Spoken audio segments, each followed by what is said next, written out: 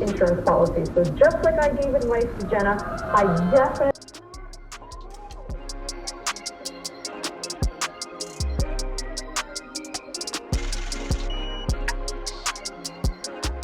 would recommend that you reach out and find out if in fact your benefits end at age 65.